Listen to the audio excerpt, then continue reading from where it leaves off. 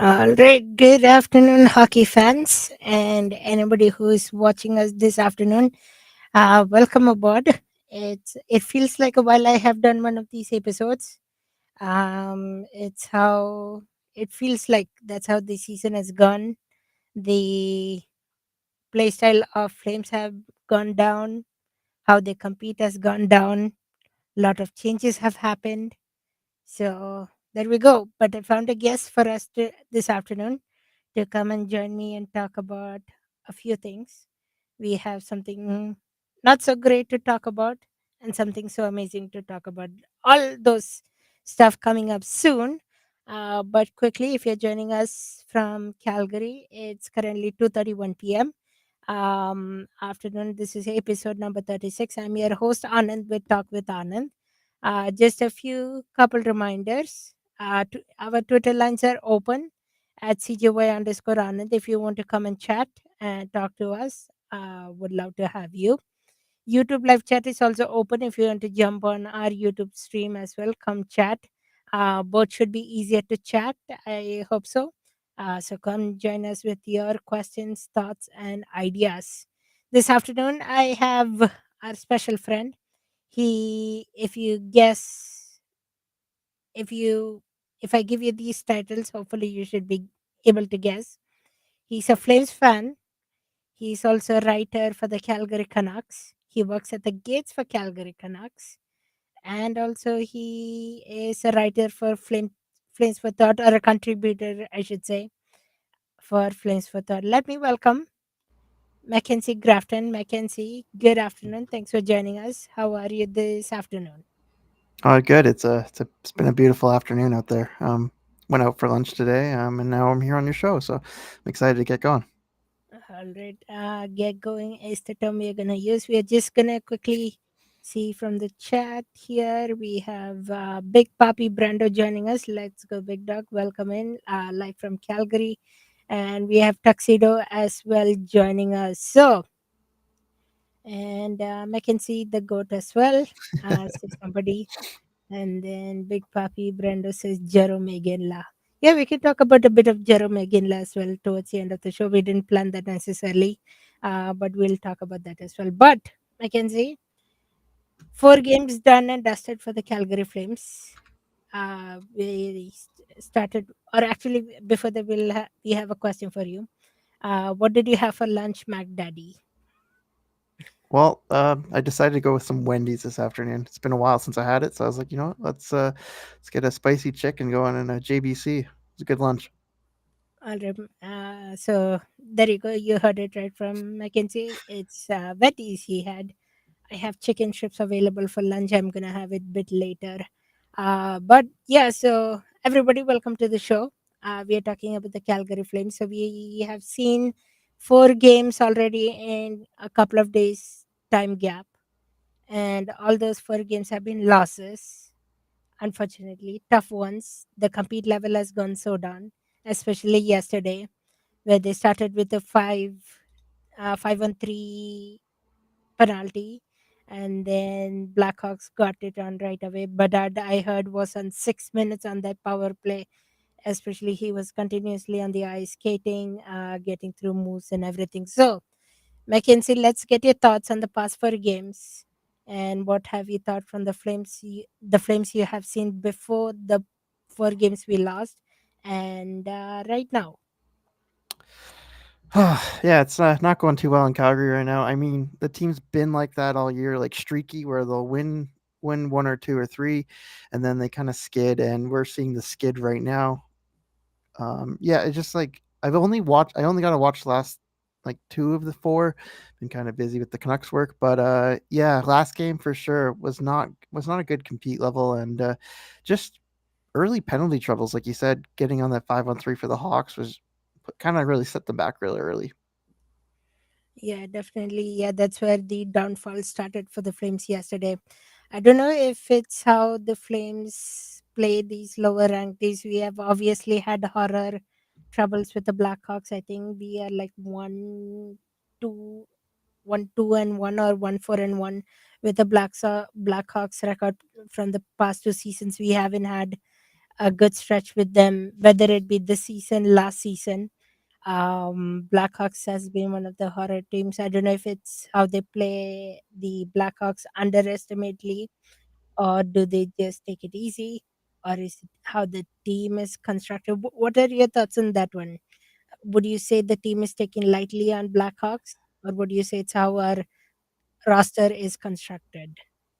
Yeah, I think it just comes down to like how the Flames. I've seen this a lot where they look like they underestimate teams, or they sink down to their level in play. Because we've seen the Flames beat like really good teams, like seeing beat Vegas, beating Tampa Bay, teams like that. Like I don't know, it's weird.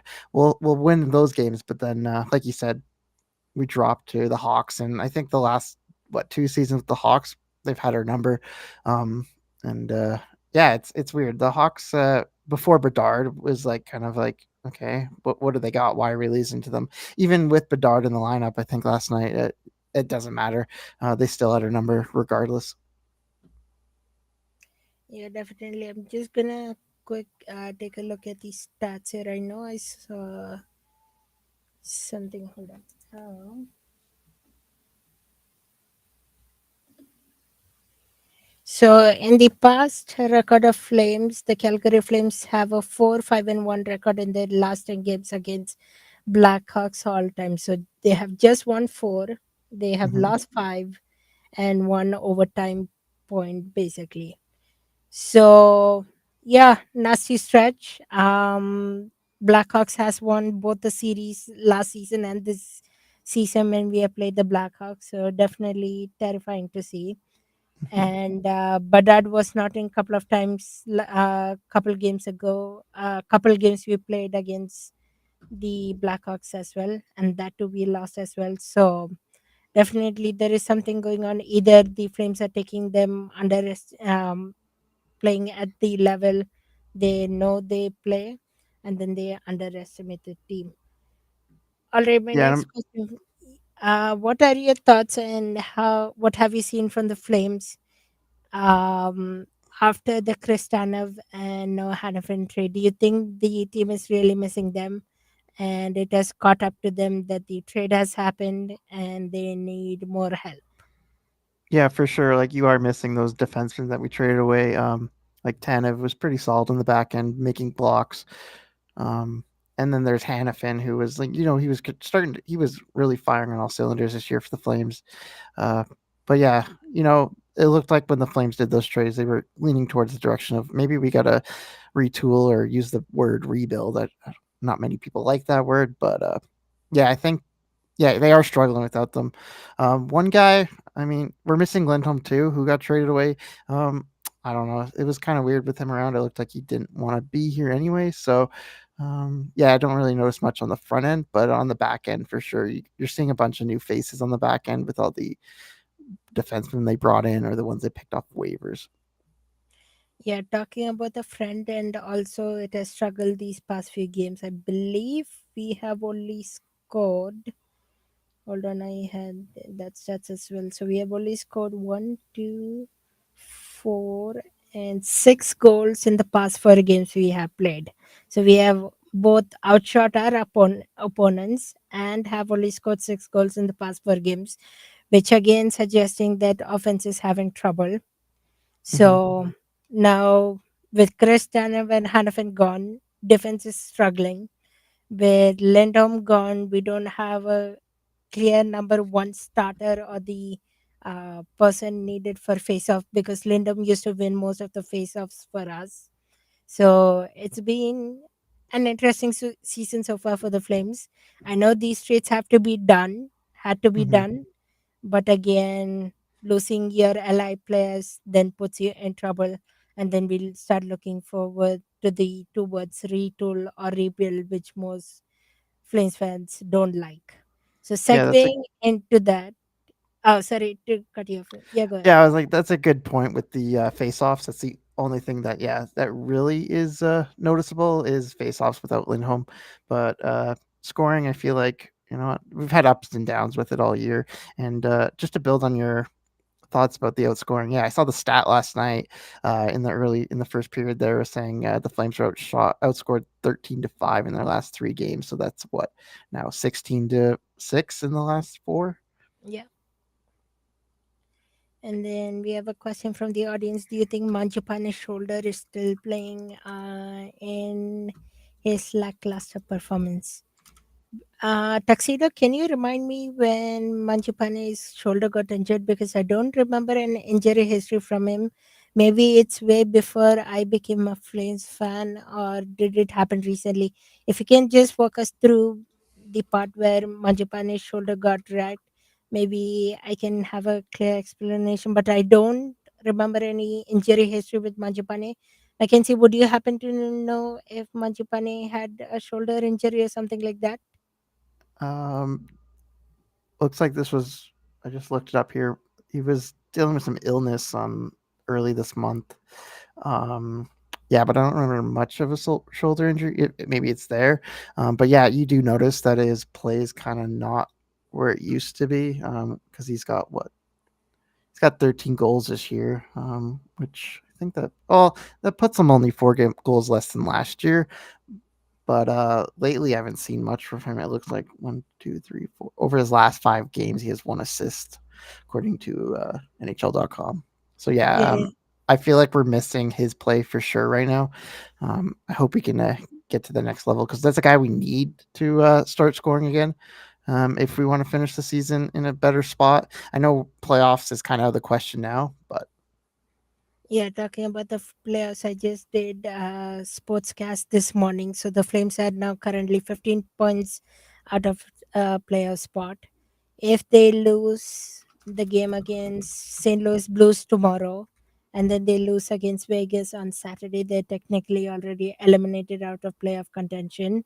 And that combines with Vegas if they are able to get eight 8 points as well. If they go, I think 7-4-1 as well, Flames are automatically disqualified or eliminated from playoffs as well. So yeah, you can at this point you can say playoffs are in the books. We don't talk about the playoffs anymore. What we can talk about is the younger future stars coming up. We have quite a few down in the AHL. We have few mhm. call ups that we can call up. But again, there is a limit of call ups. So I'm going to segue my next question into that. Mackenzie, who would you like to see from the AHL called up to the Flames team with the 12 or 13 games we have left in this season? Which teams have which players have struck you the most that can maybe get a chance to showcase in this NHL team? Yeah. I mean, I'd like to get Jacob Pelche back up in for the Flames lineup. I know he was sent down like what a week ago. But besides him, I'm just taking a look here.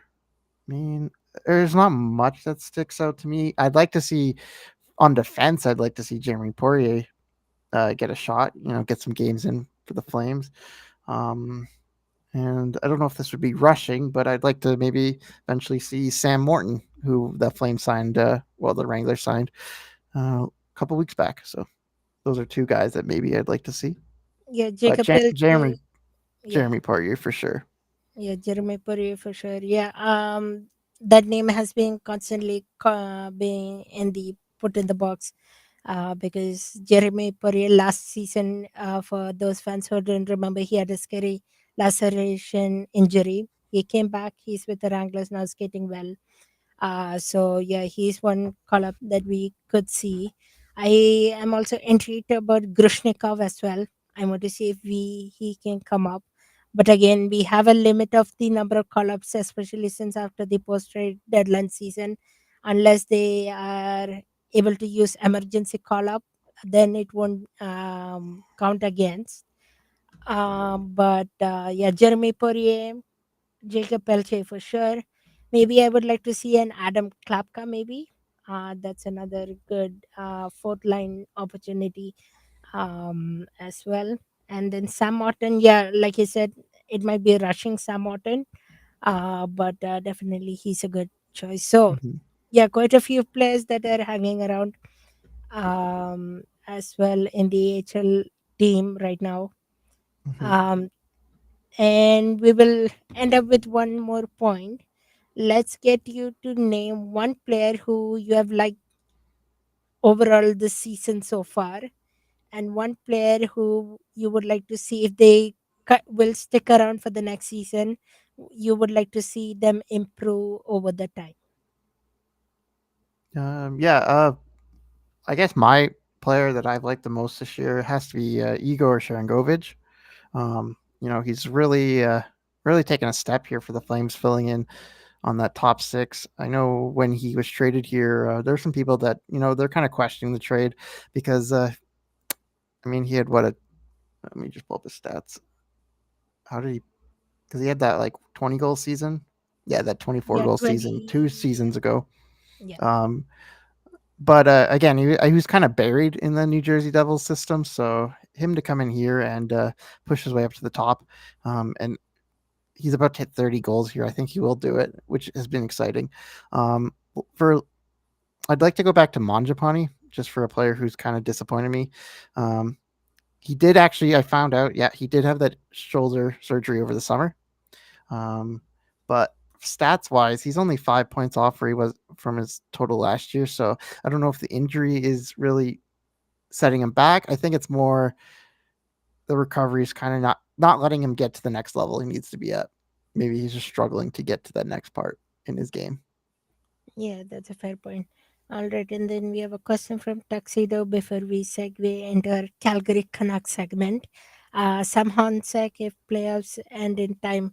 I don't know about Sam Hansek yet. I know he has been performing well this year, but I might be guessing he will be sent to Wranglers for a while, and then he gets called up. Maybe, especially because we have few players that are ready to come to the Flames. I think they might get priority over Sam Hansek at the moment. Mhm. So it might be a new into the new season type of thing. Your thoughts, Mackenzie, on Sam Hansek? Yeah, I mean, it depends on how his first round goes with the Giants when they're playing the Silvertips. But again, playoffs I believe start on Friday for the WHL. Let Uh, me just double check. so,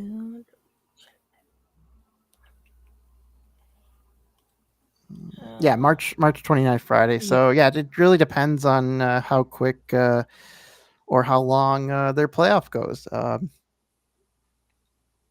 But like you said, I don't know if he would jump any of the players that are maybe ahead of him in the Wrangler system. But I could see him if their playoffs end early enough, he would join the Wranglers for sure. yeah, perfect. All right, and that will wrap our Flames segment. Thanks for everybody for your questions and thoughts. We are segueing into probably Mackenzie's favorite section and mine too, especially since I started volunteering for the Calgary Canucks. Hmm. Such a fun team to watch. Julian Molinaro, Gavin Garland, Borden Singleton, Hmm. Julian Gervais, and all that. Mackenzie, why don't you take the stage? Walk us through the Canucks so far, where they are at. What have you Hmm. seen? What have you liked from them? And then, yeah, feel free to ask me questions or ask people questions. And yeah, I'll give you one whole segment. Yeah, take it away. All right. So yeah, for the Calgary Canucks, they just wrapped up this past weekend round one of the AJHL playoffs, where they beat the Grand Prairie Storm 4 games to 2. And that was their first playoff win since 2017. And in 2017, they beat the Drumheller Dragons. And that actually cycles into our next point. For their second round matchup, they're playing the Drumheller Dragons again. And this is kind of also a rematch of 2 seasons ago in 2022 when they fell to the Dragons in round one. For that first round against Grand Prairie, I like how the Canucks got going. They got 2 wins at home ice, but then they kind of struggled when they went up to Grand Prairie. Something that we saw during the regular season as well, where they didn't win a game in Grand Prairie. So after those 4 games, they had to come back to Calgary, tied series. Um, but then when they got back to Calgary, they kind of refocused and they picked up a 4-1 win at home on for Game 5. The first 4 games of that series were all 1 goal games, so the Storm were pretty strong. Like the Storm's a good team, and I noticed they like to get under the skin of Calgary, especially with the captain of the Grand Prairie Storm, uh, Corbet. Corbet used to play for the Canucks, and maybe there's still some bad blood, or I don't know what to say about it, but yeah, uh, they kind of got in the skin. There was some rough stuff, and then for Game 6, they had to get that win. They had to go back to Grand Prairie and try and steal a win away from. And that was another one goal game that went to overtime. And in overtime, Houston scored for it. But the players the players have been playing pretty well. Like you said, Gavin Garland's a good player. He's one of the rookies for the Canucks, and he is actually leading the league right now with 5 playoff goals. Um, Ball and Arrow played pretty well. His numbers don't show it because he was sitting at like a .88, 2.99 goals against average. He did struggle a little bit with handling the puck, and there's 2 times where he gave up the puck. But if he cleans those up, I think in round 2 he'll be solid. He'll be a solid player for the Canucks. He's been solid all year for Calgary. Drumheller, on the other hand, they made quick work in their first series, beating. Who did they beat? I have it here. Bonneville Pontiac. So they beat them 4-0, which was crazy. But Drumheller had the season series against Calgary, 3-1. But 2 of those games went into extra time, where the Canucks won one of those in overtime, and they lost one in the shootout. So even though they have the series edge on Calgary, I think it's still going to be a good fight. And game 1 here is going to start on Friday at home here at Ken Bracco Arena. Yeah, it's On gonna. it, what are your thoughts on what you saw, maybe the season, or what you saw? I know you're at the game the other night doing working the replay broadcast machine. So what did you see from that game? Yeah, that game. I'll refer to one point you were saying earlier. The Grand Prairie Storms likes to get on the skin of the team. There were quite a few penalties. The game was so intense. But Calgary Canucks weathered the storm, if you want to say, if you like my what do you call analogy on that Grand Prairie Storm weathering the storm. Yeah, they won 4-1 that game. It was a quick, fast-paced game. Um, yeah, and I'm so happy that Calgary Canucks actually won that series. Once again, we Mhm, were following it closely. Um, yeah, it's a fun team to watch. Especially you can see these players can potentially go if they continue their hockey career. They can go into mhm, the WHL. They can maybe end up in AHL some point someday. Maybe they can end in the big league NHL as well. It depends on who wants to mhm, carry on, or if they're playing just hockey for fun. Whichever matter it be, it's a good team that Calgary has. And Grand Prairie was once again a fantastic team. mhm, But then I think Calgary Canucks played strong, played hard, and didn't let anything emotionally down. Molinaro, the goaltender, especially, he has been fantastic. The games I have been, I think I have volunteered at 3 or 4 games this season so far, mhm, and all 4 of them, he was almost brilliant in all aspects. And then there was Captain Borden Singleton. He works hard a lot. You talked about Gavin Garland. So a lot of nice players they have. So mhm. yeah. Yeah, no, it's a really solid team. Bowden Singleton and Julian Gervais are 2 players right now who are leading the team with 7 points in the playoffs. Singleton, the captain, he's been the captain here for a year now, or first season. He came to the Canucks last year. I think he spent some time in BC, but he was a former Okotoks Oiler. But now he's playing here in Calgary. Yeah, he led the team by example, not just with being the captain, but in points. Like he led the team in points, which was nice. And then you get some guys down the lineup. One player that really had a really good showing in the first round was Riley Bracco. He scored the game 1 overtime goal. Game 2, he was kind of the Grand Prairie Storm were kind of bodying around, but he likes to get in there, and he likes to fight. He likes to get into the dirty areas and push his body around. I saw him take a big hit in game 2, but by the end of the period, he came back and he actually scored a goal again, which was nice to see. So you got guys up and down the lineup who are contributing, which so it's not just like the top guys. There's guys all over. Yeah, definitely. Yeah, I've done one game on the color commentary for Calgary Canucks and couple on the replay broadcast machines. Not only just a team that's fun, the game that they put, you do an amazing job at the gate in the front area. Mhm. There is Lyle who is running around the whole arena all the time, setting up DJ stuff. There is live DJ action. There is live a lot of fans that come through. The goal horns are fantastic. The song is fantastic. Warm is such an amazing. Kudos to Conrad as well. He puts on a great play-by-play voice. Kudos to Scott. So it's an overall run Mhm. performance. So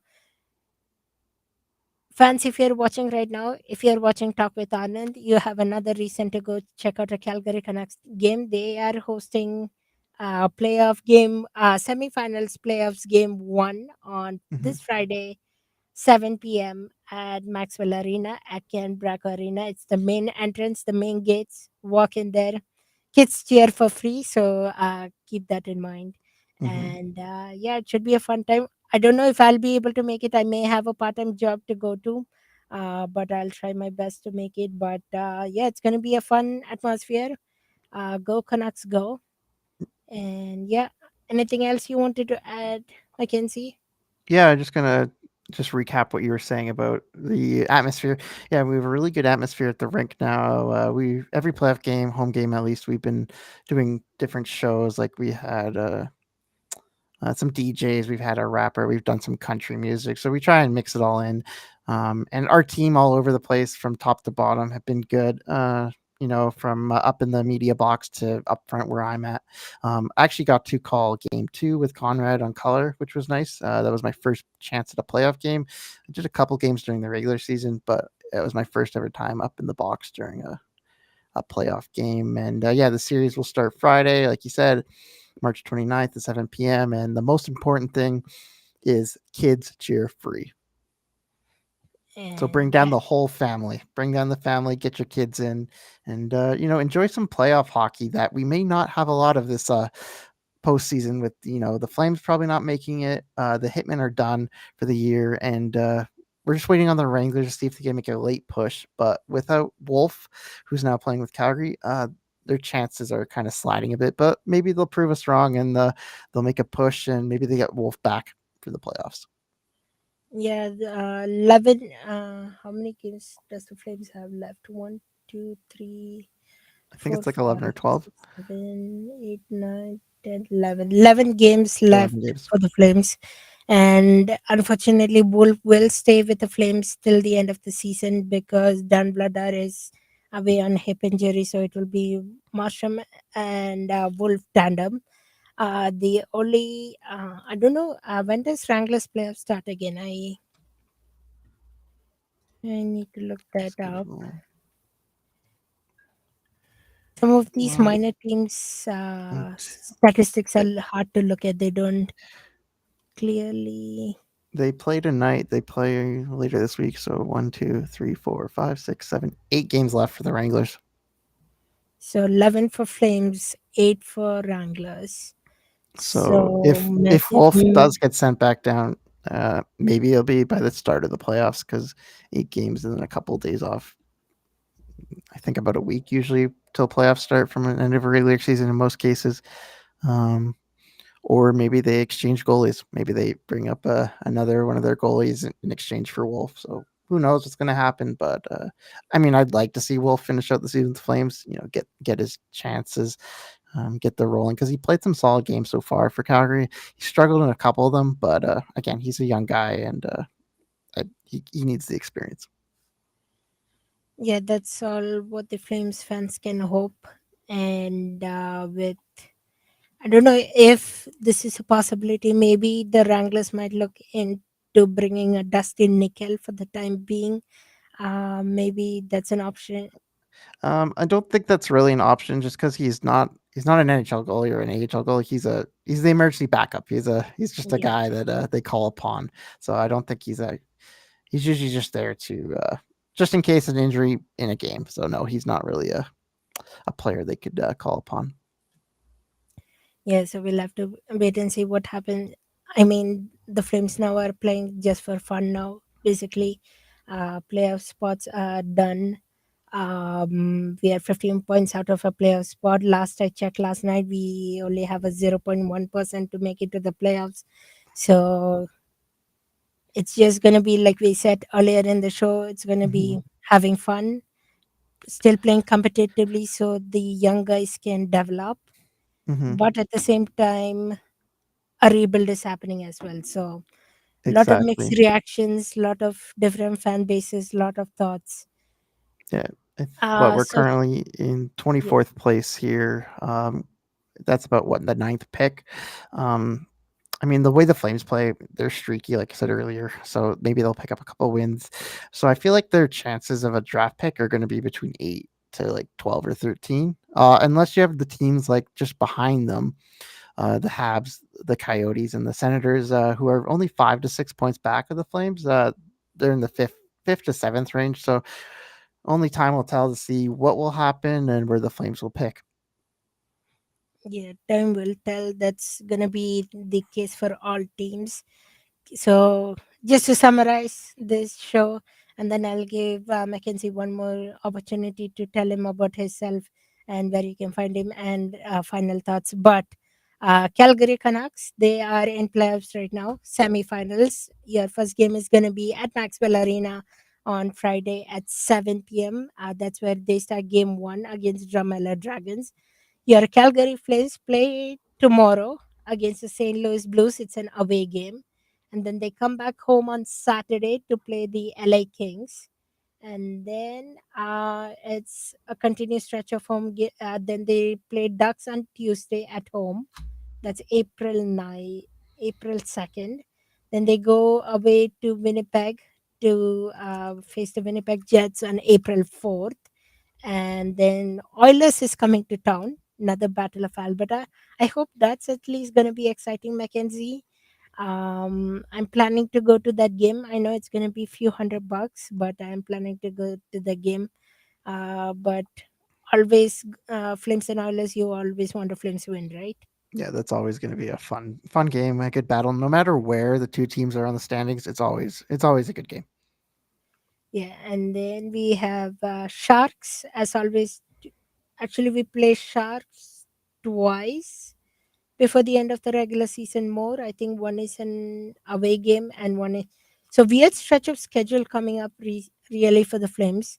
So an Hmm. away game, two at home, one away, come back home, then they go away again, and then two away, and then they come back. No, three away, and then they come back home, and then they have couple home games to end the season. So that's Hmm. Flames. The Wranglers are playing tonight. It's a back to back against the Coachella Valley Firebirds. That's at 7 p.m. at the Scotiabank Saddle Dome. So you have a chance to go watch cheap hockey or AHL hockey if you want to go see the youth. Get us a report if you go see how the youth are playing, and then maybe on our next episode you can share with us which player is going to be a shining star for the Flames. And now, Mackenzie, let's segue it to you. Your final thoughts about hockey in general, what you would like to see in the upcoming end of season games, and where can people find you and what do you do? Over to Yeah, you. yeah. I'll start with the Flames. I'd just like to see some better compete levels to end the season.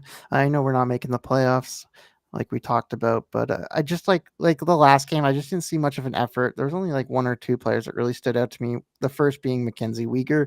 Um, he made that big save when Markstrom kind of misplayed the puck, and then he had to try and dive for it. So Weegar was there to bail him out and block that shot, and he was the only one to score a goal last game. So we just need more of the players to step up and compete. And maybe I'd like to see the young guys just play their hearts out, like Pospisil and Zari. They're usually two guys that play it well, and maybe I'd like to see more of the same from Matt Coronado, who's he could score. Just maybe just keep shooting, keep trying, see if he can pick up a couple more goals.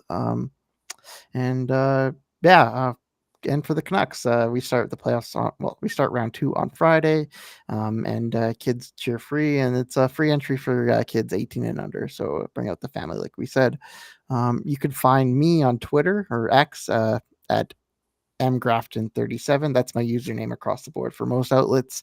You could find my latest work on calgarycanucks.ca, where I wrote the first round recap. So if you want to catch up on how the Canucks did, you can also find me on Flame for Thought. I usually put a couple articles out there a month. Or if you want to check out some of my other past work from when I was at school or some of my recent work, you can go to my website at mackenziegrafton.wordpress.com. mackenziegrafton.wordpress.com. You heard it right here first.